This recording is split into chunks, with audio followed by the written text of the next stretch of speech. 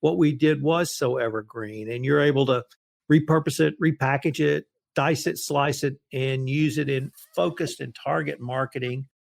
Welcome to the Innovation and Compliance Podcast, part of the Compliance Podcast Network. Join us every week as we talk with industry innovators who are making compliance to help business run more efficiently and, at the end of the day, more profitably. Here's your host, Tom Fox. Hello, everyone. This is Tom Fox, and today I am visiting with Jay Rosen, and we're going to talk about how Jay has found the power of podcasting as a new component to marketing, social media marketing, and getting the word out. So, Jay, first of all, it's great to have you as a guest. Nice to be here, Tom. Jay, what's your current role?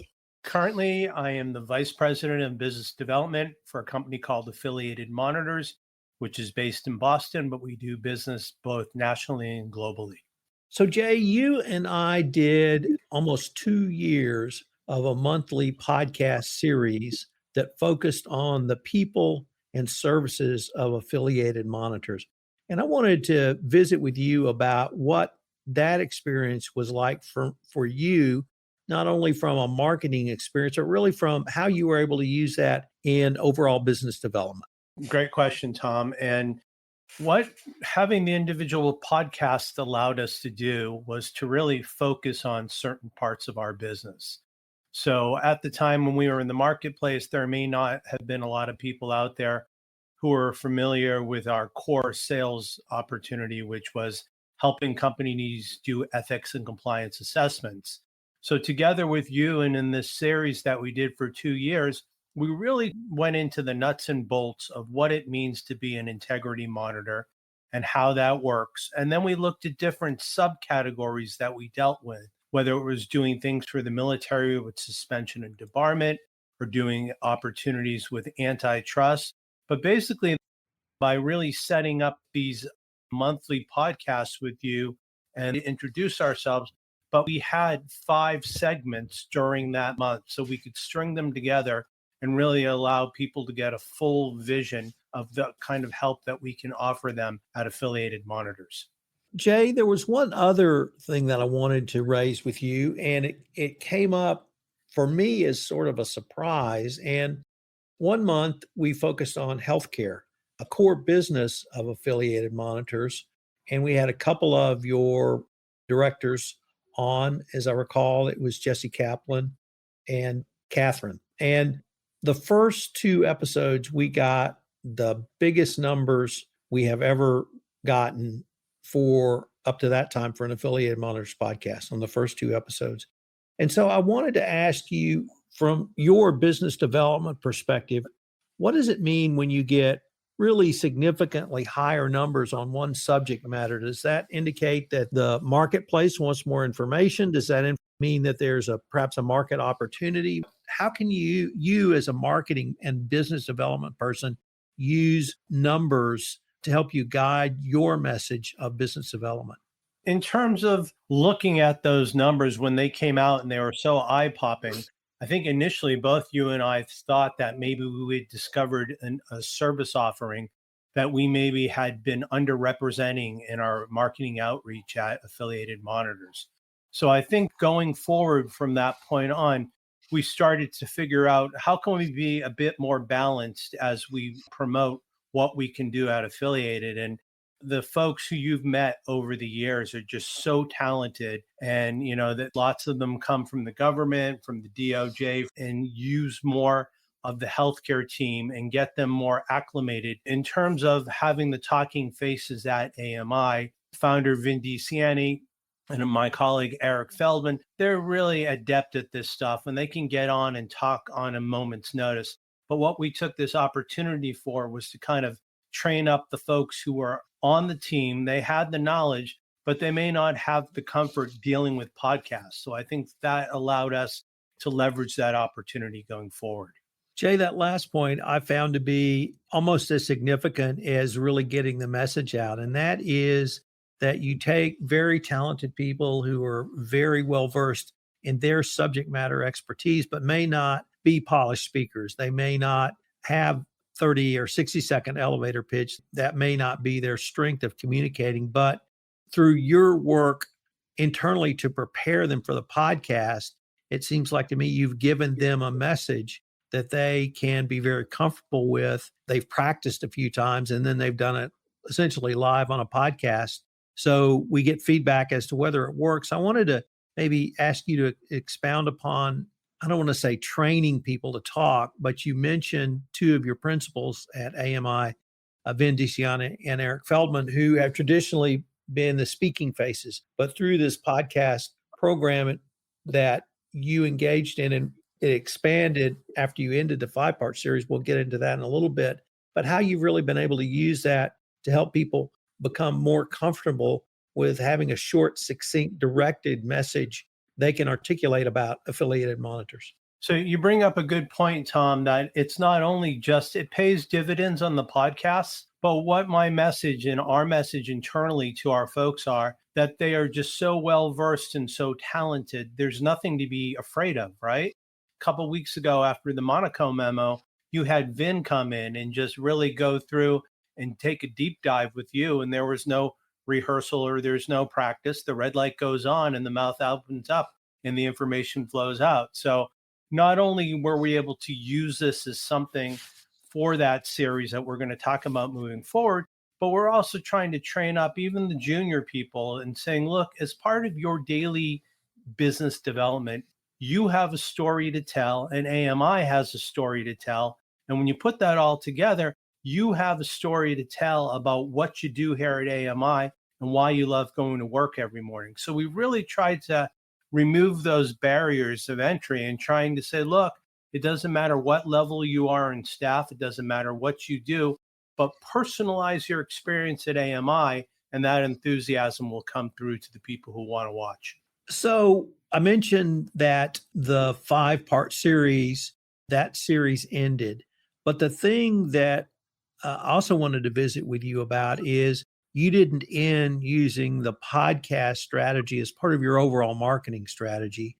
You actually took it in new and different ways for AMI. And so I wanted to maybe explore that second part that you used, and two things about it that struck me immediately. The first series, I was the host and I was the producer and I got it up and running. But then you took all of that in-house. And so you were able to obviously learn how to do it. And then you put out Well, not do it as well as you do it, Tom, but we made a stab at it. But you put out a product that was able to focus on some of the individuals at AMI, some of the new people that came on board, obviously, important topics as they arose. Eric Feldman had a series where he talked about developments from the Department of Justice, but you also interviewed other persons in our field. So you had guests come on. And so what I wanted to ask you, Jay, is how you and AMI were able to sort of evolve in not only your thinking, but also your abilities to take different styles of podcasts, different types of podcasts, and put together a package where you continue to keep AMI in the ear of the consuming public and the compliance community. That's a wide one to dive into. I think the first thing that became very well aware to myself and the team at AMI was the content that we created with you was really evergreen. So it may not have the latest Monaco document or missive that came from DOJ, but on the whole, we were still talking about the subject matter of putting together ethics and compliance assessments and how you do that and how you work with a monitor. So that part of the equation didn't change. So we realized that we had evergreen material that we could put up on our website and leverage as expert series with Tom Fox. And then we created some of our own stuff. And then Vin even created his label called Integrity Through Compliance. So although the message changed and although maybe the formatting changed, at the core of it was still what we did at AMI and how we could help people. And I think one thing that we did might have been right before the holidays last year is we did We're Not Your Father's AMI. And you hosted that. And again, we really put the spotlight on our folks who do things in antitrust, who do things in suspension and debarment, who do things with the Department of Justice. And we took 5 different individuals who you might look at as practice leaders, And just to jump back to a point before when we were talking about Eric and Vin, we've really developed another level of folks who can get out there and talk on a dime. So, that's been something that you've been very supportive of, and we thank you for that. So you said a couple of things in there I want to follow up on because I think they're really important for the media person, the social media marketing person, or the CMO, and that's the evergreen nature of podcast. You are literally still using podcasts we created 2-3 years ago in targeted marketing going forward because what we did was so evergreen, and you're able to repurpose it, repackage it, dice it, slice it, and use it in focused and target marketing. It exists on the AMI website and it's still valuable content as well. And it also strikes me that it's an incredibly cost effective tool for you because if you want to slice and dice something you did a couple of years ago in a different way for a different reason today, it doesn't cost you anything but your time. So the evergreen nature of what we created at AMI, I think is a really powerful tool.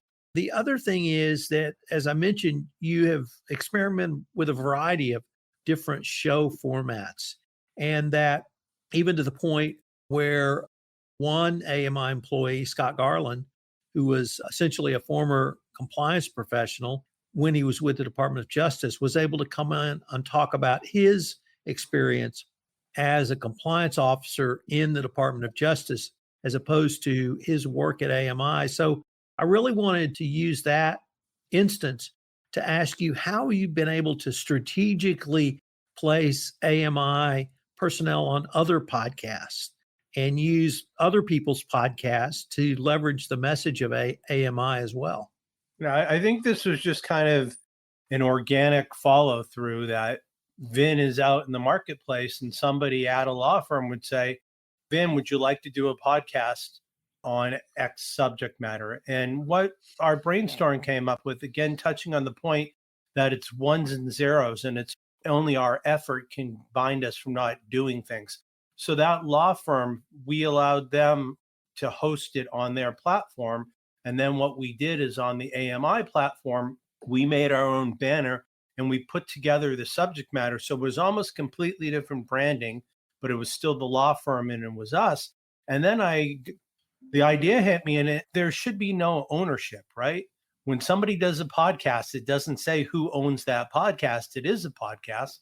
So we started to think, okay, well, now if we partner with law firms and if we, put it on our website and we still bounce it over to your compliance podcast network, we're almost getting an additional turn on it than what we created. So now we've got the legacy stuff.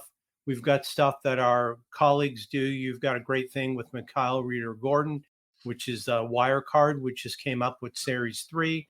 And then we have these run right now. Yesterday or earlier this week, we dropped something on how you work with inspector generals. The week before that, we did how you work with attorneys general. And now we have different things coming along between now and the end of the year, looking at ethics and compliance. So all that thing was really spurred 3 or 4 years ago when we started doing this with you. And we just realized that, the ceiling is limitless. It's just really our imagination. How do we get people to find enough time to record a podcast? So that brings up another thing, which is the ability, once you have a audio or video recording, that's yours to slice and dice any way you want. And one thing I've seen you do, Jay, is you and your colleagues will utilize one recording multiple ways and multiple times by creating special social media campaigns around one clip or one idea or one audio clip, for instance. And so the having all of that available to you as a marketing and business development person is also in your catalog now, and how you guys have been able to do that as well. The last thing, Jay, I wanted to really, we've touched on this several times, but I want to explicitly bring it out, which is when you, or AMI, I should say, brings on a new director or other employee, you want to get the message out. This person is at AMI. Here's why we had the confidence to hire them. And we want to communicate their subject matter expertise to you. And you really feature each new employee. You feature them on an internal podcast. I've had several of them on. You've had them on other podcasts. And I wanted to specifically ask you how you're able to use the podcast format to feature new employees, what are new directors, and not only their subject matter expertise, but perhaps how AMI is going to use that subject matter expertise in a new and creative way in the overall monitor space. Good question. We've been very lucky to have a very strong partnership with you. You've been incredibly supportive. And especially with the last two hires, not only did you feature them on a daily podcast, but you found a kernel of what was interesting about them. And you brought Audrey Harris on for a 4-part compliance life. And then as we were just talking to with Scott Garland, you did the same thing. So I don't really know if I can take much credit. I can take credit for having a great friendship and a great business partnership with you. But you've been incredibly generous with your time and helping us really navigate our way. And we're just excited. The other thing I would say is people write a standard press release, right? And your press release is like somebody's CV with a couple things and can quote. And we realize we can bring that person together to light much easier if we do that has some type of media component, whether it's a podcast or a video pod.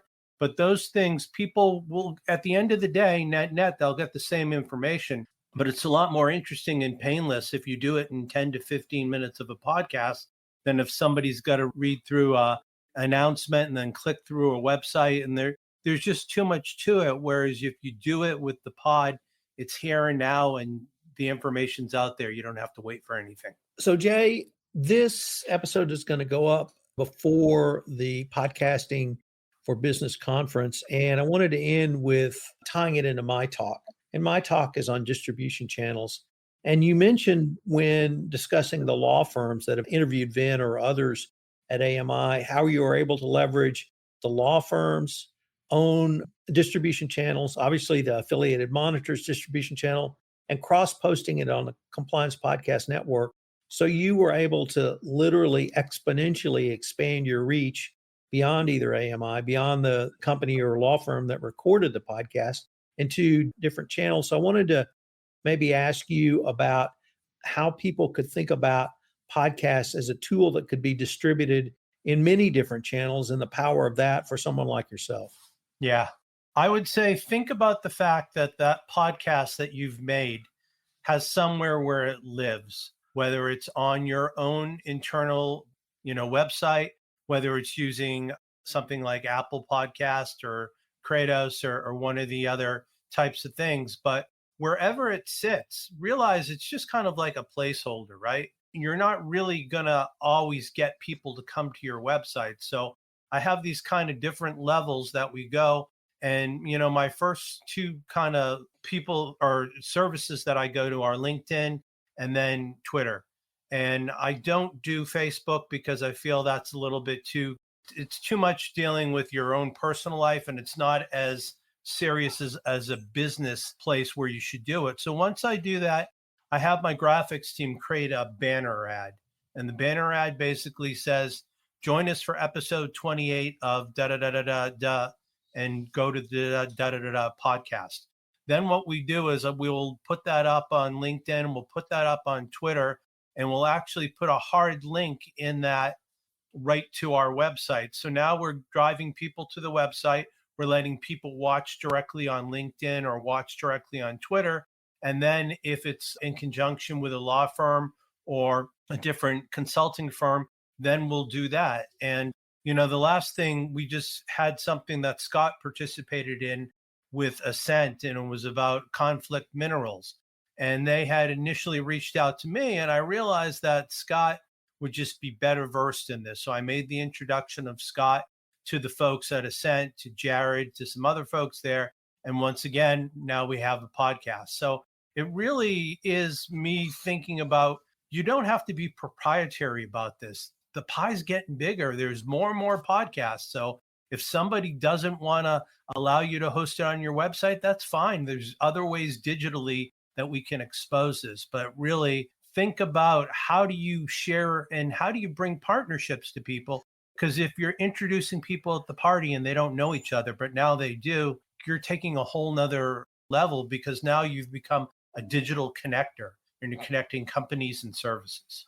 Well, Jay, I wanted to thank you for taking the time to visit with me. I hope my audience will check out the Podcasting for Business conference that One Stone Creative and myself are putting on in November. We're going to link to that in the show notes. And thank you again for this podcast, Jay. Thanks, Tom. It's always fun getting together. If you want to stay up to date on the latest innovations in compliance and help your business run more efficiently, subscribe to this podcast and help spread the word by leaving a review.